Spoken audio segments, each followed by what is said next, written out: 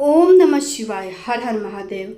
आप सभी का स्वागत है हमारे चैनल में। फ्रेंड्स, आज की वीडियो में हम सावन सोमवार की व्रत कथा सुनेंगे। देखिए, सोमवार की जो कथा होती है ना, किसी भी व्रत में जब तक हम कथा नहीं सुनते हैं या नहीं पढ़ते हैं तब तक हमारी कथा पूर्ण नहीं मानी जाती। अगर व्रत में आप व्रत नहीं भी रख रहे हैं फिर भी आपको ये कथा सुन लेनी चाहिए। तो कथा इस प्रकार से है। कथा सुनने से पहले अपने सीधे हाथों में थोड़ा सा फूल लेके हम कथा सुनने की शुरुआत करें। तो देखिए, कथा इस प्रकार है। सावन की सोमवार की कथा के अनुसार एक साहूकार बहुत धनवान था। उसको धन आदि किसी बात की कोई कमी नहीं थी, परंतु पुत्र न होने के कारण वह अत्यंत दुखी था। वह इसी चिंता में रात दिन रहता था और इसलिए वह पुत्र की कामना करने के लिए प्रति सोमवार को शिव जी का व्रत और पूजन किया करता था। सायंकाल को शिव जी के मंदिर में जाकर दीप जलाया करता था। इसके इस भक्ति भाव को देखकर एक समय श्री पार्वती जी ने श्री शिव जी महाराज जी से कहा कि हे महाराज, यह साहूकार आपकी अनन्य भक्त है और सदैव आपका व्रत और पूजन बड़ी श्रद्धा के साथ करता है, अतः इसकी मनोकामनाओं को पूर्ण करनी चाहिए। शिव जी ने कहा, हे पार्वती, यह संसार कर्म क्षेत्र है। जैसे किसान क्षेत्र में जैसा बीज बोता है ना, वैसा ही फल काटता है। इसी तरह इस संसार में जो जैसा कर्म करते हैं ना, वैसा ही फल भोगते हैं। पार्वती जी ने अत्यंत आग्रह से कहा कि हे महाराज, जब यह आपका ऐसा भक्त है और यदि आपको किसी प्रकार का दुख है तो उसको अवश्य दूर करना चाहिए, क्योंकि आप तो सदैव अपने भक्तों पर दया करते हैं, इसके दुखों को दूर करते हैं। यदि आप ऐसा नहीं करेंगे तो मनुष्य क्यों कर आपकी सेवा कर व्रत पूजन करेंगे। पार्वती जी का ऐसा आग्रह देख शिव जी महाराज प्रसन्न होकर कहने लगे, हे पार्वती, इसके कोई पुत्र नहीं है। इसी पुत्र चिंता से यह बहुत दुखी रहता है। इसके भाग्य में पुत्र न होने पर भी मैं इसको पुत्र की प्राप्ति का वर देता हूँ, परंतु वह पुत्र केवल 12 वर्ष तक ही जीवित रहेगा। इसके पश्चात वह मृत्यु को प्राप्त हो जाएगा। इससे अधिक मैं और कुछ नहीं कर नहीं सकता। यह सब बात साहूकार सुन रहा था। इससे उसको बहुत प्रशंसा हुई और वह कुछ दुख हुआ। वह पूर्वतः जैसे ही शिव जी महाराज जी का सोमवार का व्रत और पूजन करता रहा। कुछ समय व्यतीत होने जाने के बाद साहूकार की स्त्री गर्भवती हुई और 10वें महीने में उसके गर्भ में अति सुंदर पुत्र की प्राप्ति हुई। साहूकार के घर में बहुत खुशी मनाई गई, परंतु साहूकार ने उसको केवल 12 वर्ष की आयु जानकर अधिक प्रशंसा प्रकट नहीं की और वह किसी को भेद बताया।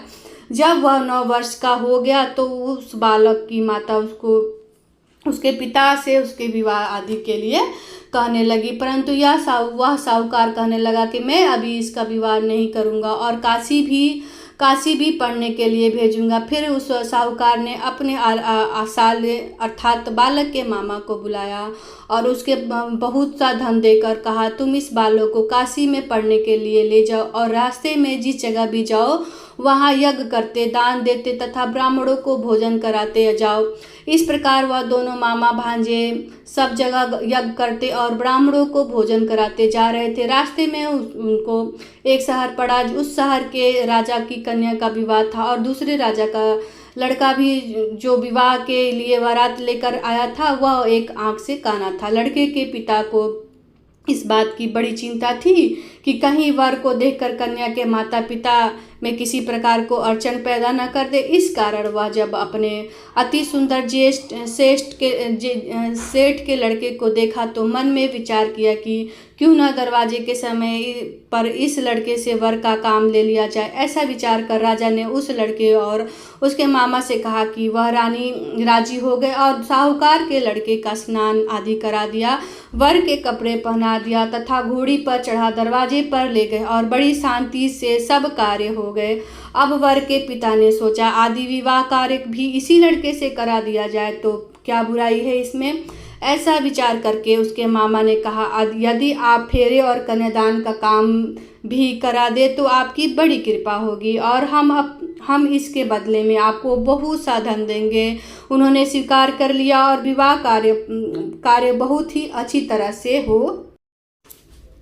हो गया। परंतु जिस समय लड़का जाने लगा तो उसने राजकुमारी की चुनरी के पल्ले पर लिख दिया कि तेरा विवाह तो मेरे साथ हुआ है, परंतु जिस राजकुमार के साथ तुमको भेजेंगे वह एक आंख से काना है और मैं तो काशी में पढ़ने जा रहा हूँ। उस राजकुमारी ने जब अपनी चुनरी पर ऐसा लिखा हुआ पाया तो उसने राजकुमार के साथ जाने से इनकार कर दिया और कहा कि यह मेरा पति नहीं है, मेरा विवाह इसके साथ नहीं हुआ है, वह तो काशी में पढ़ने गया है। कुमारी के माता पिता ने अपनी कन्या को विदा नहीं किया और बारात वापस चली गई। इधर सेठ का लड़का और उसका मामा काशी जी पहुंच गए। वहां जाकर उन्होंने यज्ञ करना और लड़के से पढ़ना शुरू कर दिया। जब लड़के की आयु 12 वर्ष की हो गई तब एक दिन उन्होंने यह यज्ञ रच दिया कि उस लड़के ने अपने मामा से कहा, मामा जी आज मेरी तबीयत कुछ ठीक नहीं लग रही है। मामा ने कहा कि अंदर जाकर सो जाओ। लड़का अंदर जाकर सो गया और थोड़ी देर में उसके प्राण निकल गए। जब उसके मामा ने आकर देखा कि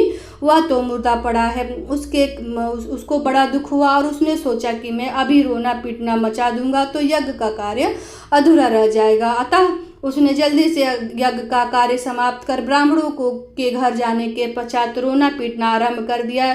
संयोगवश उस समय शिवजी महाराज और पार्वती जी इधर से जा रहे थे। जब उन्होंने जोर जोर से रोने पीटने की आवाज़ सुनी तो पार्वती जी की शिव जी की आग्रह करके उसके पास ले गई और सुंदर लड़के को मरा देखकर कहने लगी कि हे महाराज, यह तो उसी सेठ का लड़का है तो आपको वरदान में पैदा हुआ था, जिसकी शिवजी ने कहा कि पार्वती जी इसकी आयु इतनी ही थी सो भोग चुका। पार्वती जी ने कहा कि महाराज कृपा करके इस बालक को और आयु दे दो, नहीं तो इसके माता पिता तड़प तड़प कर मर जाएंगे।